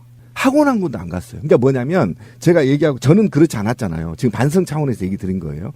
그런데 온갖 돈을 써서 솔직히 1억 2천 써서 보냈거든요. 유학을요. 아무도 효과를 본 게 없잖아요. 얘만 배려놓은 거 아닙니까? 자, 그러면 얘를 보냈던 나라의 캐나다는 어떤 나라인지 아세요? 6시 이후에 얘를 교육시키면 아동 학대로 고발돼 버립니다. 그런 나라에 애를 더 교육시키러 보내. 그러니까 얘가 여기를 오기를 싫어하는 거예요. 그걸 가서 끌고 왔다니까요. 오기 싫어서. 이해 가시죠? 그러니까 왜 아이들한테 선행학습을 시키면 안 되냐면요. 머리가 굳어버려요. 굳어버린다. 아까 말해서 저기는 될 수 있어요. 우병우는 될 수 있어요. 그러나 문재인은 될 수 없어요. 그렇죠. 예. 제 이야기도 좀 할게요. 똑같은 이야기야. 아이가 돌 때 많은 하객들이 왔을 거 아니에요. 하객들한테 제가 약속을 했습니다. 공부 잘하는 아이 만들고 싶지 않다. 나는 사교육 안 시키겠습니다라고 공약을 했어요. 정치인도 아닌데. 친구들이나 아는 지인들 술자리로 갔더니 한마디 딱 하더라고요. 미친 새끼. 불가능하다 이런 뜻이죠. 그러니까 제가 항상 하는 말 중에 하나예요. 사교육을 왜 시키냐고 물었더니 75%의 국민들이 시키고 싶어서가 아니라 남들이 하니까였어요. 맞습니다. 맞아요. 뒤처지는 것이 두려워서. 치마면 초등학생 같은 경우는 공부의 목적도 있지만 친구를 사귈 수가 없는 거예요. 네. 정말 우리가 주택단지에서 방송하잖아요. 시간대별로 다녀요. 어린 아이들을 만날 수가 없어. 네, 맞아요. 옛날 같으면 정말 그 아이들이 눈싸움도 하고 막 그럴 텐데. 기계죠, 기계. 네. 그런 사교육 시장을 만들고 공교육을 파탄에 만든 정권이 한 10년 정도 왔어요. 그 과정에도 민주 진보 개혁 세력은 진보 교육감들을 뽑으면서 혁신학교를 만들어내고 무상급식도 쟁취하고 이렇게 했단 말이에요. 방송 들으시는 분들이 만약에 내가 최소한 민주주의 국가에서 내가 좀 개혁적인 생각을 갖고 있는 사람이라고 하면 다 같이 안 하면 되거든? 맞아요. 그래서 자기 불안감을 없애고 얘들이 좀 놀 수 있는 시간도 좀 만들어주고요. 그리고 사실은 국가가 아이들 돌봐야 되는 거잖아요. 그러니까 맞벌이가 많은 시대이기 때문에 학교가 붙잡아두고 있는 건 나쁘지 않다고 생각하는데 그게 공부하는 쪽 말고요. 잘 놀 수 있게 만들어주는 그런 식으로 우리가 좀 교육을 바꿔나가는 문제가 좀 그런 식으로 해야 되지 않을까 이렇게 저는 생각을 해보는 거예요. 그래서 제가 정말 제 교육의 철학처럼 느낀 게 조기숙 교수의 서울대 확대론, 이 확대론과 최근에 작년에 발표한 박원순 시장의 서울대학교 확대론, 이 두 개의 굉장히 홍보대사처럼 하고 있는 게 그 얘기입니다. 그러니까 이게 지금 S대에 들어가기 위해서 한 해에 50만 명이 50대 1로 뚫는 거 아닙니까? 그럼 서울대 4,500명에서 5,000명 정도를 뽑는데 전국에 50만 명이 거기에 들어가, 재수생까지 70만 명이 오로지 그 5,000명 안에 들어가려고 미친 듯이 기계처럼 공부를 언제부터 해야 되죠? 초등학교 때부터 하는 거 아닙니까? 그러니까 서울대만 확대해서 전국에 있는 국공립대를 전부 다 서울대로 개칭해서 서울일대, 서울이대 해주면 되고요. 이거라도 안 되면 서울시에 있는 국공립대학이 4개인가 있습니다. 과기대인가요? 과기대하고 시립대하고 서울대하고 있잖아요. 요거를 그냥 서울대로 개칭해서 분과별 특성화 대학으로 나누면 됩니다. 그러면 이 현상 떨어져요. 떨어지는 것이고요. 그리고 이게 이제 홍준표 같은 경우가 왜 이렇게 되냐면 이 홍준표가 이걸 모를 리가 없습니다. 그런데 그냥 이거를 하면 지지도가 좀 올라가겠지 하면서 국가와 사회를 다 파괴하는 언어들 때문에 지금 분노하는 거 아닙니까? 이게 잘못됐으면 정상적인 국회의원이라면 이것을 제가 지금 얘기하는 것처럼 학부모들을 설득해야 되거든요. 지금 선행학습하면 이렇게 부작용이 있고요. 이런 겁니다. 그죠? 이렇게 설득해야 될 유치에 있는 사회적 리더 그룹에 있는 놈이 여기에 부하내동해서 잘 되고 있는 정책들을 오히려 후진국으로 몰락시키게 하는 이런 행위가 과연 혈세로 받는 월급쟁이의 정치인들의 가져야 할 도덕성인가라는 생각에 대해서 저는 최대한 빨리 정계를 떠나야 된다, 홍준표는. 악의 근원이죠, 악의 근원. 네, 쓰레기입니다. 알겠고요. 그 홍준표 얘기를 조금만 더 하면은 홍준표가 대구 북구에다가 알박기를 했잖아요. 자기 당협위원장을 주고 셀프로. 그런데 정당이라고 하는 거 보면 구조를 보면은 당 대표가 있고요. 자기랑 가까운 최고위원도 있을 거고. 근데 대표의 입은 역시 대변인이잖아요. 그렇죠. 지금 수석 대변인이 장제원이고 그 말고도 조선일보 출신의 강효상 있죠. 비례대표. 비례대표다 보니까 지역구로 내려가야 돼요. 보통 정당들이 그런 형태를 취하고 있잖아요. 비례대표 한번 하면 지역을 내려가야 되는 부분. 근데 자기 최측근인 강효상한테 대구에 또 당협위원장을 줘요. 로또 맞은 거지? 강효상 입장에서 보면은. 보수정당이 망해가는 징조라고 보는 거거든요. 이 사람들은 눈 찔끔 감고 김태흠 같은 또 다른 적폐가 홍준표를 막 공격해도 눈치 힐끔 감고 자기 측근들 선거 나가서 당선되기 유리한 곳에 딱 꽂아버려. 그러면 저는 이제 이 행위를 특별하다고 해서 의제를 갖고 온 게 아니고요. 드리고 싶은 말씀은 뭐냐면은 그렇게 자기 것 챙기기 시작하면 결국에는 이제 흔히 말하는 보수 수구 세력은 이런 식으로 자기 거 챙겨 먹다가 결국엔 분열로 망할 것이다. 저는 예측 한번 해보는 거예요. 그러니까 그 분열이 너무 길다는 겁니다. 아직도 3년이나 남았다는 데 대해서 저는 정말 화가 나고요. 촛불 때 우리가 조금만 더 단결을 해서 국회를 해산하고 다시 뽑았어야 되는데 정말 그거지 못하는 거에 대한 우리의 리스크가 지금 크게 작동되고 있는 거 아닙니까? 이걸 보면 아까 이제 권 PD 얘기에 전 100% 200% 동의하는 겁니다. 반대로 상대 당인 더불어민주당은 이번에 100% 권리당원 50% 오픈 프라이머리 50%입니다. 그리고 하물며 시의원까지도 권리당원이 뽑게 돼 있습니다. 사실상에 저 국민이 뽑는 거예요, 그냥. 그렇죠, 그렇죠. 권리당원이 뽑는 건 시의원까지도. 그러니까 이제는 공천과 관련된 잡음이 있을 수가 없는 것이고 모 당처럼 공천과 관련해서 20억 쳐먹어가지고 막 돈 쳐발라서 지금 공천 주고 하는 시대에는 한 당은 지금 가고 있단 말이에요. 홍문정 등등등. 예, 문제를 향해 가는데 이제 막 권좌에서 멀어진 당은 오히려 더 그 당을 쇄신해서 국민들한테 공천권을 돌려주고 당협위원장 같은 것을 사실은 낙하산식으로 내려서 그 지역에서 지금 바른정당도 사실은 굉장히 확대되고 있는 상태에서 가서 꽂아버린 거 아닙니까? 그러면 그 뒷거래가 있었다고 저는 보는 겁니다. 이 암흑의 뒷거래가 결국은 부정한 정치판을 흔들게 되는 것이고 더 나아가 한국 사회 정치를 말아먹었다는 거 아닙니까? 그 개버릇을 아직도 하고 있다. 그래서 홍준표는 정말 지금 당장 하루라도 1시간이라도 빨리 정계를 떠나야 이 나라가 발전해요. 정계가 아니라 지구를 떠나야죠. 예, 지구를 떠나야죠. 김태흠이 정말 김태흠이 이 새끼도 아주 쓰레기입니다. 쓰레기. 그 쓰레기가 쓰레기 얘기 한 말 있어요. 난 근데 이게 너무 마음에 들어가지고. 네, 한번 해보세요. 당 대표라면 생즉사, 사즉생의 각오로 솔선수범을 보이면 낙동강 전선 사수작전이 아니라 인천 상륙작전을 도모해 전세 반전을 도모해야 하는 거 아니냐. 이 엄동설 안에 당원들은 모두 추위에 떨고 있는데 당대표가 가장 따뜻한 아랫목을 염치도 없이 덥석 차지해버린 꼴입니다. 그러니까 어쨌든 이것도 김태흡이 이 사람도 제가 꼴통이라고 얘기했던 건 새누리당 당원들이 뭘 추위에 떨어? 배 따시고 등 따시고 배부른 거지 뭐. 왜 돈 처먹고 집회하고 뭐 뻔한 건데 뭘 등 따시게 지들이 뭘 추워서 떨어? 그놈인데. 오직 인생이 더러웠으면 새누리당 당원이 됩니까? 그렇지.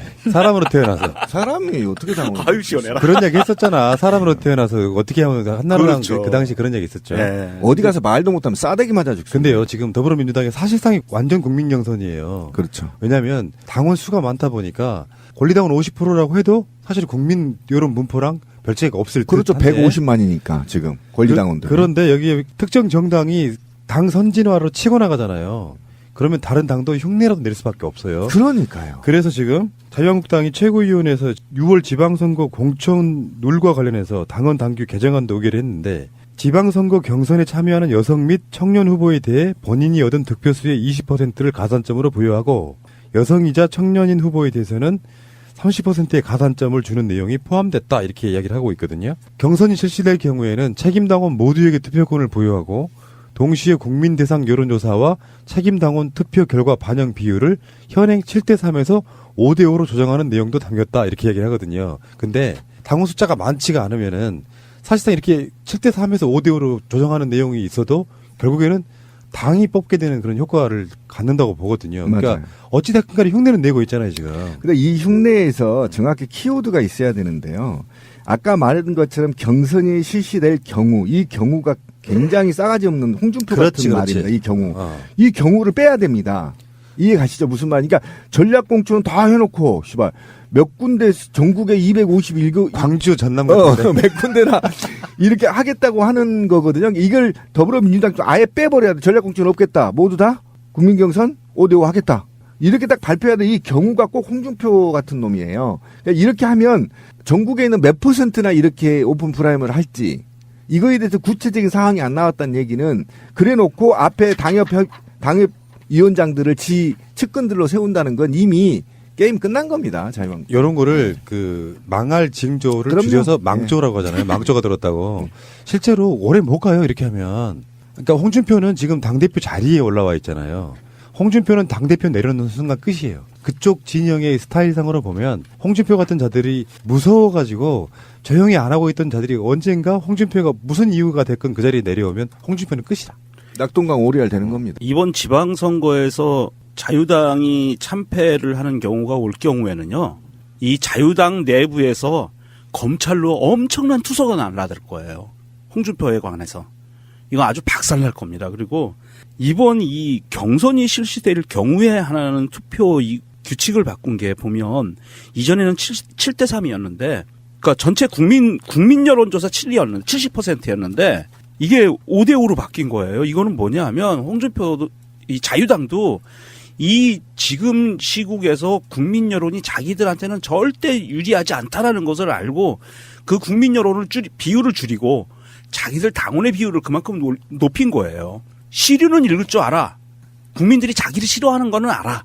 그런데 거기서 더 한 걸음 나가서 국민들이 자기들을 좋아하게끔 하는 그런 마인드는 전혀 갖추지 못한 사람들인 거죠. 강효상을 임명을 했다는 것 자체가 너무 대표적으로 보이는 게 이 사람 조선일보 편집국장까지 했던 사람이잖아요. 근데 현직 언론인일 때 새누리당 비례 16번을 받은 거예요. 근데 이 사람의 업적 중에 하나가 뭐냐면 차동국 혼외자식 특종. 그래서 이 비례를 들어갔다고 하고 이 사람이 대표적으로 발의했던 게 이런 거죠. 김영란법에서 언론인 빼자. 그러니까 조기 선행 교육하면 그런 놈들이 생긴다니까요. 꼭. 그리고 골프에 대한 개별 소비세도 폐지하자. 개새끼네. 주옥 같죠, 완전히. 완전히 그거 있잖아요. 주구구나 주구. 굉장히 유명한 영화 있잖아요. 언론인들하고 뭐 정치인들 밥 먹고 막 난장 머리가 막. 그러니까 이게 영화의 한 장면이죠. 강효상이 강효상이 언론일 때 새누리당 현 정부 빨아주고 그래서 약속을 받은 겁니다. 약속을. 나는 어디까지 가야 된다. 그럼 국회의원 헤쳐먹었죠. 그다음에 다음에 비례 해먹었잖아요.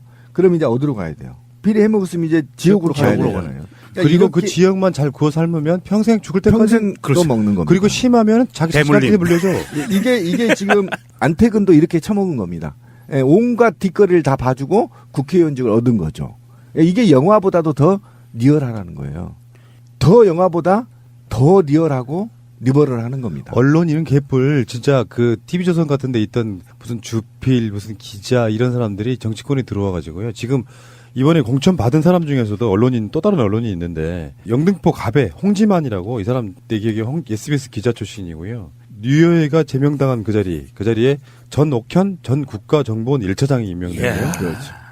국정원 이 사람도 그러면 전옥현 씨도 가장 강력한 그 자발적 부역자 중에 한 명이겠네요. 그리고 서울 동대문 갑에는 임원갑 한국자유청연맹 서울 동대문구 지회장 청연맹 회장도 아니고 서울 동대문구 지회장. 깝깝하다. 사실 사람이 없는 거예요. 근데 물론 국정원 1차장을 왜 공천할 수밖에 없을까요? 왜 약속했으니까. 예, 그겁니다. 그 최규일도 이야기를 나중에 다시 하겠지만 그렇게 나쁜 짓을 해서 정치권에 들어와 가지고 승승장구해. 이 사람 자유한국당에 들어간다는 바로 이 국정원 출신 이 사람 전옥현 이 사람도 보면은 현재 특수활동비례문에 그게 어떤 건지는 모르지만 걸려 있을 거라고 보거든요. 걸려 있죠. 아니 1차장이면 대북정보 담당하던 사람이잖아요. 그래서 이 사람들이 정치권에 자연스럽게 진입해가지고 어떤 정권의 위기라든지 이런 어떤 바람이 좀 있을 때 국회의원을 어떻게 로또처럼 하나 따 그러면 이제 그 기득권으로 평생 죽을 때까지 살아가는 거예요. 그렇죠. 야, 그리고 그들은 국회에서 또 민주주의를 파괴하고 그죠? 남북 평화를 파괴하고 그죠? 반인륜적 행위를 하고 있다는 겁니다. 이게 더 큰 문제예요. 이들이 그러면 현직에 있을 때 국정으로 있거나 검사로 있거나 어쨌든 언론으로 있을 때 공동체를 건강하게 발전시키기 위해서 노력했거나 또는 이걸 반대했다 하더라도 파괴했다 하더라도 정치인이 되면 적어도 이 사회에 자기가 파괴했던 당시 현직에 있을 때 파괴했던 사회를 되돌리기 위한 뭔가 노력을 해야 되는데 거기다가 더 사회를 망가뜨리게 만들어버린다는 겁니다. 그 망가뜨리면서 자신의 사익을 추구하면서 계속 국가는 파괴되고 공동체는 파괴된다는 겁니다. 그래서 결국 나온 새끼가 홍준표고 김성태라는 그렇지. 거예요. 예. 그래서 한번 생각해 봅시다. 제1야당이 대표가 홍준표고 원내대표가 김성태면 게임 끝나는 겁니다. 아까 권 PD가 얘기한 대로 이거는 그냥 언제 망하느냐. 저는 분명히 말하지만 이들이 제7회 전국 동시지방선거에서 분명히 공천 잡음 생깁니다. 그리고 공천 헌금 반드시 터집니다. 저는 제가 안 터지면 어쨌든 터집니다.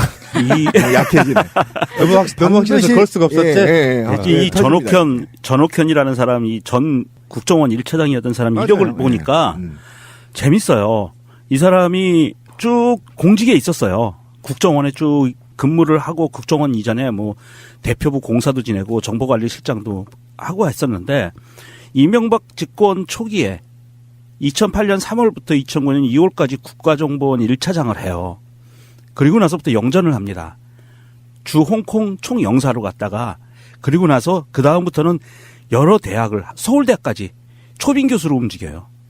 그러다가 자유당 혁신위원회 위원 들어가면서 이게 이제 이렇게 자리를 밟아가는 것을 보니까 이명박 정부 초기 2008년부터 2009년까지 2009년 2월까지 국정원 1차장으로 있으면서 무슨 일을 했을까? 궁금해요. 상당히 궁금해요. 그때 특수활동비 그 제대로 집행이 됐을지도 궁금하고요. 그래서 저는 정관예우법, 판검사들 정관예우 금지법과 관련해서 그때도 얘기를 말씀드렸지만 정확한 통계는 아닙니다. 하지만 검사 출신과 판사 출신 그리고 언론인 출신과 공무원 고위 출신들이 정치를 하면요. 잘된 새끼 하나 얘기해 보세요. 잘한 새끼. 저한테 한번 얘기해 보세요. 잘하고 있는 새끼. 여야를 떠나서. 여야를 떠나서요? 네, 참담합니다. 참담하죠. 정말 있잖아요. 이 출신들이 대부분의 악의 근원이 돼요. 그러네요. 관료주의. 관료주의가 몸에 뼛속까지 박혀 있어서 정말 저는 이 문제를 이제는 좀 짚고 가야 된다. 예를 들면 사퇴하고 5년이나 6년 안에 정계 임무 못하게 막거나 씨발 뭐 이런 종합적인 대책이 좀 필요하다. 지금 이야기의 발단인 홍준표가 대표적인 인물이에요. 맞습니다. 그 무슨 모래시계에 말도 안 되는 거짓 신화를 만들어서 그렇죠. 지금 언론이 막 괴물 하나를 키운 건데, 그러니까 괴물 하나가 키우다 보니까 어떤 개념도 없이 선행학습이 뭔지 어떤 문제가 있는지 생각하지 않고 계속 쏴대는데 사실은 입에서 나오는 건 말이 아니고 똥이죠. 그렇죠. 그러면서 그나마 홍준표는 그것도 설사똥입니다. 그냥 똥이 아니에요. 그러면 홍준표는 유명한 인물이라서 나름대로 표적이라도 돼요. 근데 지금 아까 말한 그런 종류의 사람들은요, 온갖 악행을 저지르다가 정치권으로 스며들어가지고 평생을 나쁜 짓 했다가 보장받고, 왜냐면 이게 대구에 공천받는 건 보통 일이 사실 아니거든요. 그렇죠. 미래가 확정적으로 보장되는 상태잖아요. 강효상도 그렇고 다 마찬가지란 말이죠.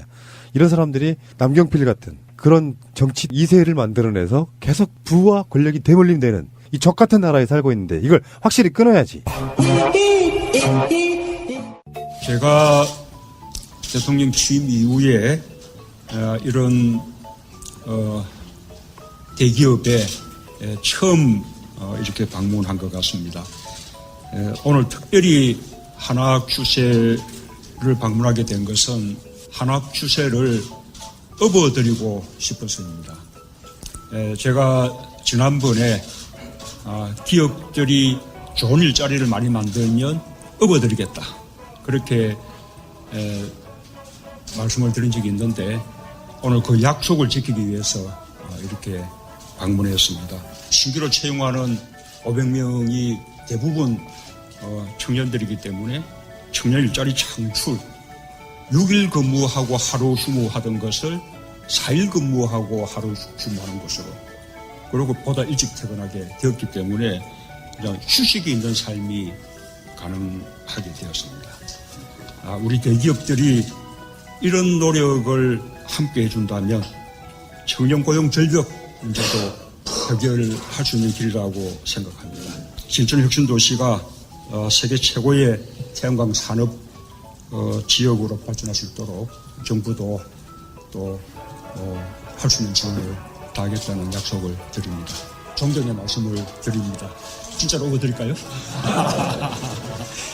이 시대 최고의 애국은 좋은 일자리 만들고. 북한을 제재하기 위해서 전 세계 국가들을 상대로 북한에 비행기 띄우지 마라는 선언을 했던 거고요. 그 선언 때문에 아시아나는 민간항공사고 이익을 위해서 움직이는 기업이기 때문에 이 비행기가 미국에 들어가서 착륙하지 못하는 사태가 나면 굉장히 큰 기업적 손실이 오거든요. 안 가면 되죠 뭐. 꼭 미국만 가야 되나? 근데 이 항공기의 하나인 거잖아요. 그렇죠. 그렇죠. 이 항공기 하나인데 국내선 민유일 거고. 그럼에도 불구하고 대한민국 정부에서는 이렇게 정부 차원에서 일을 진행하는 거에 있어서 민간 기업이 손해를 보면 안 된다는 개념으로 이걸 막바지까지 미국과 협상을 한 거예요. 나중에 그 비행기든 뭐 KTX든 열차든 버스든 간에 어디 터미널이나 역에 가면은 평양, 원산, 아우지 뭐 이렇게까지 다 할 수 있는 그런 시대가 빨리 와야 되는데 말이에요. 그러니까 이런 작은 거 하나라도 이제는 우리 국민들이 이게 불합리하다는 걸 알잖아요. 미국이 뭐 간데 왜 북한을 가면 안 되냐는 거죠. 이런 거에 대해서 우리가 좀 고민을 해야 되고, 이번 참에 어쨌든 우리 국민들이 미국에 대한 너무 숙미라는 개념과 이런 것들을 좀 깨우치는 계기가 돼야 된다. 예. 미국이 과연 우리의 우방인가, 진정한 우방인가라는 고민해야 되는 시기가 왔다 이제. 예, 알겠습니다. 잠시 후에 더 깊은 이야기 나누겠습니다. 자, 국정원이요. 현송월이라고 하는 인물이 내려왔을 때 신원이 있잖아요. 네. 소설 쓰기 좋아하는 종편이나 이런 데서 보면 몇 살이네 다 정보가 틀려. 그래서 정보위에 국정원이 보고한 내용을 보면은 현송월이 77년생이래요. 77년 평양 출생. 그럼 다 틀렸었네요. 72년생이다, 79년생이다. 이런 그러게요. 말이 있었는데. 88년생 아닌 스타일이네요. 신비와 친구. 네. 참, 네. 조선일보는 뭐 총살당했다부터 시작해서 네. 이런 개지랄들에 대해서 좀 자정적인 노력도 좀 하고 대국민 사과도 해야 되고 그러는 거 아니야? 그러니까 저희가 우리 방송에서 계속 얘기했지만 이 조선이 북한 방송에서 독점적주의를 가졌거든요. 그게 이제 결과적으로 이 정보가 국정원으로부터 이제 나왔다는 게 이제 알려진 사실 아닙니까? 그러면 이 국정원이 왜 조선에만 특혜의 보도자를 줬는지부터 얘기가 돼야 그렇죠. 되고, 이 부분도 좀 나가야 되고. 맞아요. 그러면 국정원이 정상적인 정보를 조선에 줬느냐? 과거에 총살당했다가 몇 달 있다 나왔잖아요. 몇 년 그러니까 있다가? 예, 이런 문제들에 대해서 굴절된 정보를 한국 언론사에 제공한 것도 사실은 저는 적폐라고 보고, 이것도 좀 조사를 할 때가 있을 거다. 예, 저는 그렇게 보거든요. 자꾸 북한과 남한을 대치하는 형태로 만들려고 하는 의도를 보이고 있는 방송사. 그렇죠. 거기에 독점적으로 정보를 주면서 그 분위기를 끌어갔던 국정원. 지금 그렇게 못하니까 얼마나 속이 타겠어 지금. 그러니까 그것이 결국은 남북한의 혐오를 조장하고, 맞아요. 그렇죠. 감정을 유발시키는 과정. 그리고 흥미거리로, 이게 굉장히 엄중한데 굴절된 정보로 남한의 흥미거리를 만들고 가십거리를 만들어서 북한을 어떤 굉장히 나쁜 집단, 적대시하는 집단으로 규정하고 대상화한다는 거에 대해서 조중동은 반드시 반성해야 되고, 이 자료를 잘못 제공한 국정원도 반드시 그 대가를 받아야 된다. 저는 그렇게 생각합니다. 우리가 지금 북한과 대치 상태일 때는 주로 뭘로 싸웠냐면 대북 확성기로 싸웠거든요. 누가 스피커의 위력이 센가? 그래서 북한은 대응을 못하니까 오히려 자기네 쪽으로 스피커를 돌려가지고 북한의 남한에서 나오는 방송을 음향을 섞어버린다는 거야. 더 시끄럽게 만든다는 거죠. 그런 방식이었는데 최근에 나온 거 보니까요. 대북 확성기 사업도 비리가 있었다는 거야. 정말 어처구니가 없습니다, 진짜. 굉장히 충격이었어요. 한번 돌이켜볼까요? 박근혜 시절에 대북 확성기 설치한다고 막 TV 나오고, 이거 막 군인들이 올라가서 막 XY 9개 대비 8개 막 올리고 그랬었잖아요. 그것마저도 돈을 빼먹었다는 거 아닙니까? 그렇죠. 거기서 돈을, 대북 확성기가 박근혜 시절에 처음 등장한 게 이동형 대북 확성기가 있었어요. 차량에 설치했던. 그런 거에서도 이 돈을 빼먹고, 이게 지금 혐의가 드러난 모 상사라는 사람이 그거를 착복을 했다고 하는데. 네, 알겠습니다. 자, 북쪽에서 다음에 유명정님 나오셨고요. 안녕하세요, 유명정입니다. 그리고 마차님 나오셨어요. 안녕하세요, 마차입니다. 예, 오늘도 방송 재미나게 저사물고 한번 갑시다. 걱정이에요. 왜? 처음부터 걱정이세요? 예, 너무 예뻐지셔서 지금 내가 마지막으로 경고해요. 지겨워. 가족끼리 이러지 마세요.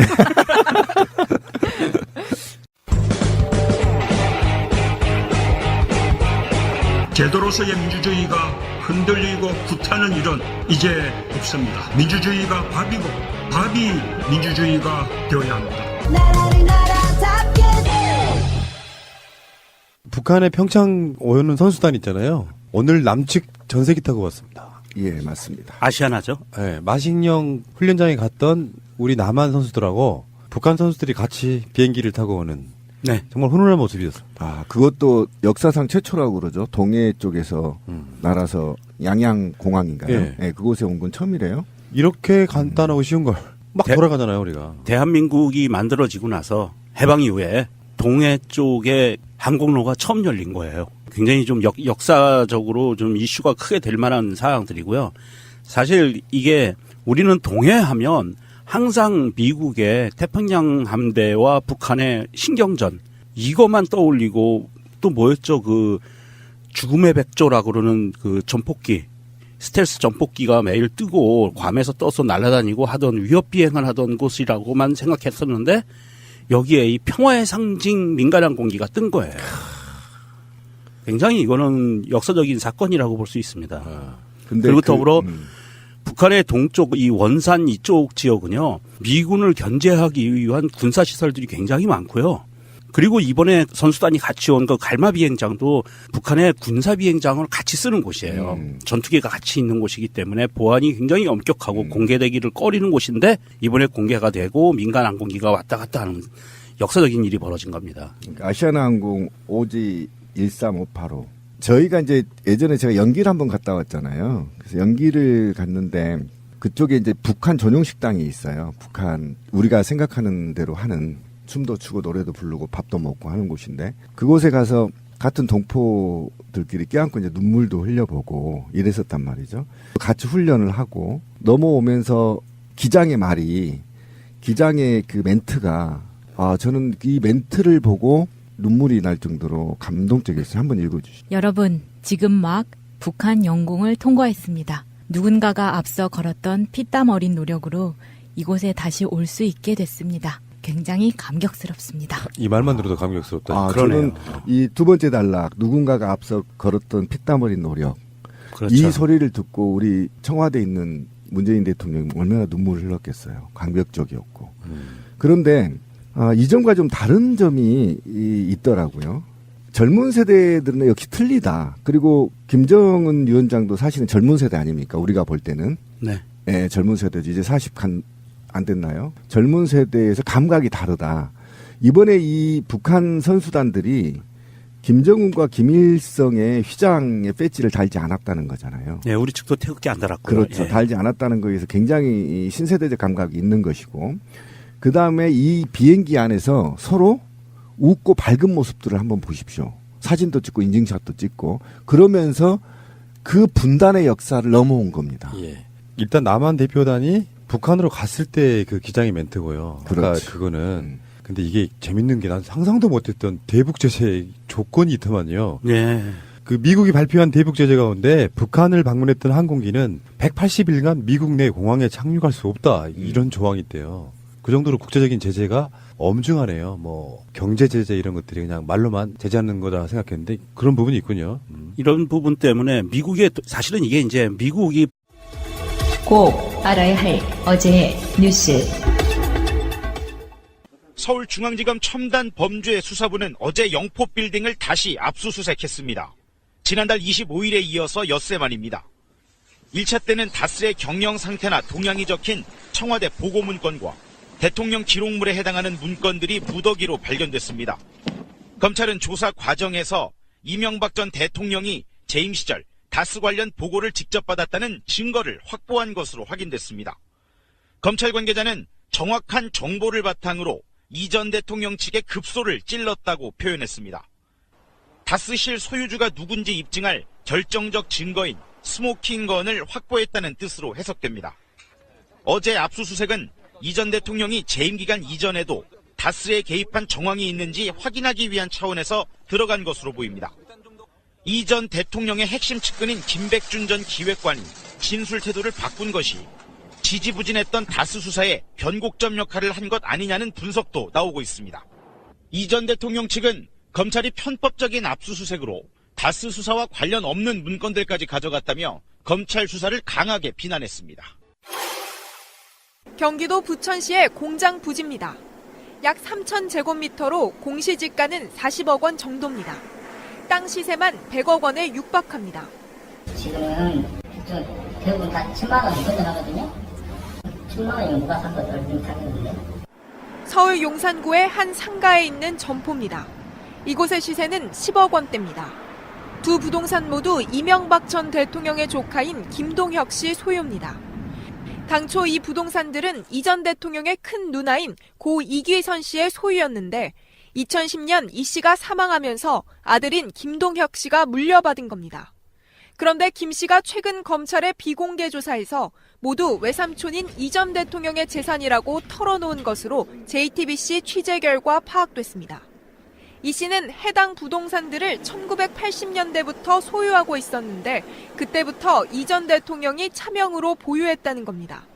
앞서 도곡동 땅과 다스 등을 포함해 10년 넘게 제기된 이 전 대통령의 차명 재산 의혹과 관련해 가족으로부터 구체적 진술을 확보한 건 처음입니다.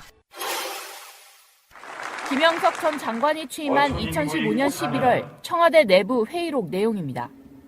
이병기 비서실장의 세월호 특조위 관련 지시가 수두룩합니다. 특히 눈길을 끄는 건 참사 당일 대통령의 7시간 행적조사 관련입니다. 안종범 경제수석에게 특조위가 대통령 행적을 조사하는 걸 막기 위해 해수부를 적극 대응시키란 지시를 내린 건데 같은 지시가 5차례나 떨어졌습니다.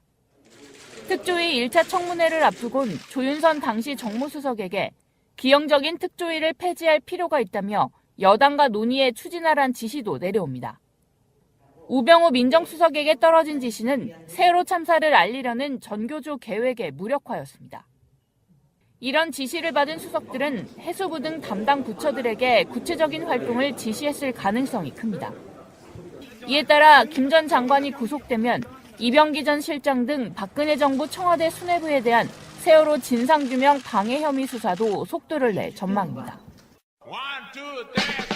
방송 중간에 좋아요를 눌러주시면 새날팀들에게 큰 힘이 됩니다. 미리 감사합니다. 트위터가 진짜 언론입니다. 날씨가 많이 풀렸고요. 이 좋은 날씨에 오늘 하늘을 보니까 하늘이 정말 가을 날씨 같은 정도로 굉장히 깨끗한 공기 좋았고요. 자, 오늘은 또 특별히 신선한 공기를 몰고 다니는 남자 이분도 나오십니다. 신비야 나오너라 짱돌을 들자. 신비님 나오셨습니다.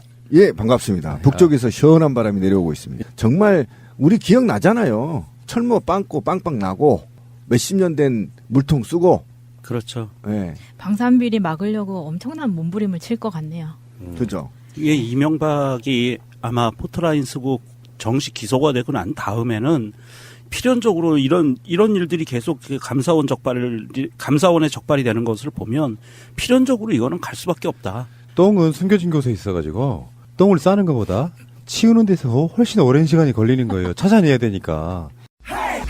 국민들은 국가의 존재 이유가 무엇이냐고 물었습니다. 어려울 때 국가가 지켜주고 있다는 믿음을 주어야 그것이 국가의 존재 이유입니다. 문재인 대통령 지지율이 다시 상승세거든요. 이번 주부터. 사실 우리는 대통령 지지율이 떨어지는 건 웬만하면 이야기 안 하려고 그래요. 청와대가 먼저 이야기했기 때문에 제가 전전 방송에서 이야기를 한 거지. 근데 다시 60%대를 회복했고요. 더 중요한 건 청년층의 회복세가 뚜렷하다. 지금 이제 문재인 대통령 지지율이 62.6 아니겠습니까? 리얼미터 이번 주 정기조사인데 연령대별로 보니까 20대가 6.4% 올랐고요. 지금 그 비트코인 문제는 뭐네 해서 그렇게 분석들을 하고 있잖아요. 저는 전적으로 그렇다고 생각하지 않는데 비트코인이나 남북 단일틀 문제 이런 거에서 50대가 5.9% 올랐고요. 40대가 4.2% 올랐는데 60대 이상은 4.2% 내렸고 30대가 1.9% 내렸으니까 30대의 1.9%는 사실 오차 범위 한참 내에 있는 정도니까 무의미하다고 보고 연령대별로는 가장 많이 오른 게 20대예요. 20대가 다시 문재인 대통령을 내린 만큼 지지하기 시작했다 이렇게 보시면 될 것 같습니다. 저는 이제 이게 유음이라 20대의 지지율 상승과 60대 지지율의 하락 요 두 개의 쟁점이 좀 있어야 되는 저는 이걸 굉장히 좀 신뢰하는 편인데 한번 보십시다. 비트코인 얘기 나왔죠. 그러니까 비트코인 얘기 때 나왔을 때 우리가 지금 처음에 너무 젊은 층들이 있었다는 거 아닙니까? 그러니까 지금 젊은 층들이 20대들이 투자할 곳이 투자하거나 투기할 곳을 찾던 새로운 방식이 비트코인이었단 말이에요. 그럼 기성세대들은 뭘로 했느냐? 주식이나 땅 투기로 했단 말이죠. 그다음에 재테크라는 명목 아래 부동산에 돈을 투자했단 말이에요. 그러면 지금 20대 새로운 세대들은 어디를 찾느냐? 이 기성세대들을 제외한 투자할 곳이 어디냐? 투기할 곳이 어디냐라고 찾던 게 이제 비트코인이었단 말이죠. 근데 이렇게 젊은 층들이 이런 소외감을 느끼고 있는 사이에 현 정부의 부처들이 이 비트코인에 대해서 너무 빠르게 무식하게 공부도 안 하고 대응한 거에 대한 반발감이었단 말이에요. 그런데 이 반발감이 이제 정부의 구체적인 안들이 나오고 특히 또 유시민 작가의 현명한 논리들이 지금 확산되고 있으면서 이것이 투기구나. 그리고 이것이 정말 우리가 만드는 이데아이가 아니구라는 걸 병명히 밝혀지면서 정부의 제재 정책이 대책으로 이제 홍보되는 과정에서 이게 다시 이제 상승이 된 거고요. 그 다음에 이제 그 단일팀 문제와 관련해서 또 사실은 이 사람들이 너무나 고생을 했는데 어떻게 단일팀에서 기회를 박탈하느냐의 문제에서 저도 이제 이게 재수생인 아들과 이제 논쟁을 해가지고 끝장까지 간 적이 있거든요. 어떻게 했냐면 아들이 이제 빡빡 대들길래 이렇게 했어요. 그러면 야, 이건 제 생각이 아닙니다. 아들하고 얘기니까 또 뭐 게시판에 글 올리지 마십시오. 어쨌든 그러면 이제 말이 내가 막히니까 뭐라고 하냐면 그럼 걔네들이 자력으로 올라간 거 아니잖아. 이제 여기까지 가버린 겁니다. 아들하고 대화할 때. 그러면서 제가 반성한 게 뭐냐면 20대 10대들은 우리하고 머리가 다르구나. 뭔가 개인적이고 뭔가 체계적이고 뭔가 디테일하게 정책을 내놓지 않으면 반기를 들 가능성이 굉장히 높다라는 걸 지금 전문가들과 사회의 리더층들이 이제 깨달았단 말이에요. 이 사항에 대해서. 그래서 이게 해소되는 과정에서 20대가 올라가는 것이라는 거죠. 그래서 굉장히 바람직한 것이고요. 60대는 이제 이게 제가 위험하게 본 게 뭐냐면 가짜뉴스 때문에 떨어지고 있다. 가짜뉴스 때문에. 지금 가짜뉴스가 얼마나 횡행하고 있냐면. 네. 대한민국 군대에서 상사 1개인이 그거를 착복하는 게 가능합니까? 상납했겠죠. 상납도 했을 거고 더 윗선에 어떤 그런 개입이 분명히 있지 않았을까 싶어요. 174억 원짜리 사업인데 고가 계약 등 해가지고 특정 업체로 인해서 34억이 손실됐는데요. 재밌는 거는 이 사람이 나중에 또 납품업체 있잖아요. 이곳에 주식을 또 사는 하다가 별짓들을 다 한다 진짜. 그러니까 결국은 북한과 남한의 긴장 관계를 조성해서 여기에서 특정 업체에 몰아주고 그 특정 업체를 통해서 또 로비가 이루어지고 결국은 북한을 어떻게 북한에 대한 대응에 중요한 게 아니라 결국은 이 사업 자체가 제가 볼 때는 이 확성기 업체 중심으로 이루어졌을 가능성이 굉장히 높다. 그래서 이것도 비리 중에 하나이기 때문에 반드시 밝히고 이선까지 누가 지시를 했고 그때 어쨌든 방송을 통해서 대북 확성기의 사업의 필요성을 누가 주장했는지 국회의원들부터 이렇게 전반적으로 조사하면 이 티가 나온다 분명히. 그리고 이 부분은 사실은 이게 이제 간단히 하나의 가십 같은 일부 몰지각한 군인의 그 비리로 갈 수도 있겠지만 이명박 박근혜 정부 시절에 벌어졌던 이 방산비리에 대한 하나의 그 조각에 불과해요. 그리고 이 조각에 불과한 것인데 사실은 이게 도화선이 될 수도 있는 위력을 갖고 있어요. 방산비리가 아마 줄줄이 조금씩 나올 거라고 봅니다. 174억에 산 게 고정형 24대, 기동형 16대거든요. 그래서 토탈 40대를 구매를 하는데 이 중에서 기동형 16대가 성능이 부실한 거예요.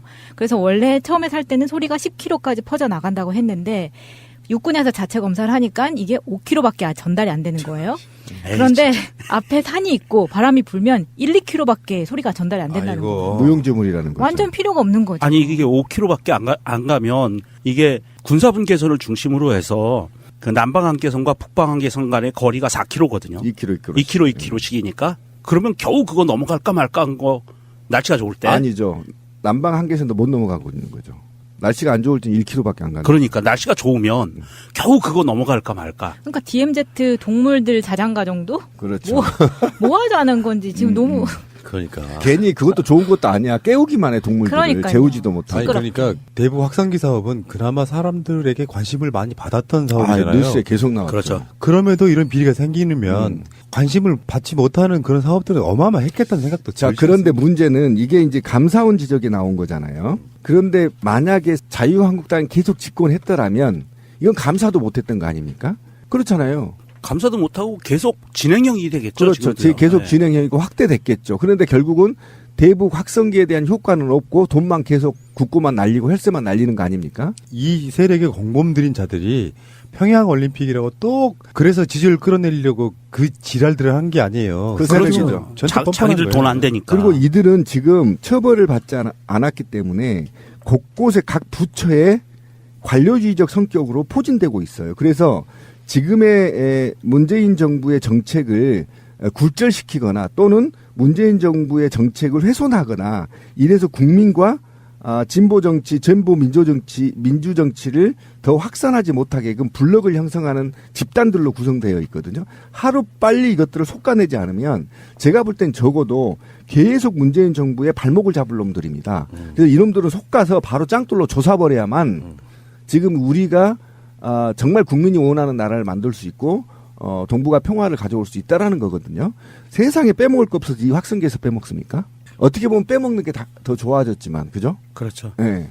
딱 빼먹기 좋은 시대였었죠. 근데 이런 게 얼마나 비일비재하겠습니까? 지금 이 정부에 들어와서 아직은 방산비리는 손도 못 대고 있습니다.